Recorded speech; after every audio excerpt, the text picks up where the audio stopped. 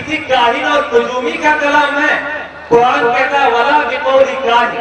قرآن سے پوچھئے کہ تب تو کس کا کلام ہے؟ قرآن کہتا ہے تنزیل من حکیم حمید۔ قرآن سے پوچھئے کہ تو کس کے ذریعہ نازل کیا گیا؟ قرآن کہتا ہے روح الامین۔ قرآن سے پوچھئے کہ تو کس پر نازل کیا گیا؟ قرآن کہتا ہے نزل علی محمد۔ قرآن سے پوچھئے تو کس مہینے میں نازل کیا گیا؟ قرآن کہتا ہے شہر رمضان الذی انزل فیہ القرآن۔ قرآن سے پوچھئے کہ تو کس رات میں نازل کیا گیا؟ قرآن کہتا ہے انا انزلناہ فی لیلۃ القدر۔ قرآن سے پوچھئے تو کس لیے نازل کیا گیا؟ قرآن کہتا ہے ھدی للناس۔ قرآن سے پوچھئے تیرا ایڈریس کیا ہے، تیرا پتہ کیا ہے؟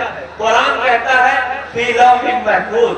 قرآن سے پوچھئے کہ تیرے حفاظت کی ذمہ داری کس نے لی؟ قرآن کہتا ہے انا نحن نزلنا الذکر وَإِنَّا لَهُ لَحَافِظُونَ۔ قرآن سے پوچھئے کہ تیرا چیلنج کیا ہے؟ قرآن کہتا ہے فَأْتُوا بِسُورَةٍ مِّن مِّثْلِهِ۔ قرآن سے پوچھئے کہ تو آسان ہے یا مشکل؟ قرآن کہتا ہے وَلَقَدْ يَسَّرْنَا الْقُرْآنَ۔ قرآن نظائر بھی، نظارت بھی، نظر بھی۔ قرآن نظائر بھی، نظر بھی۔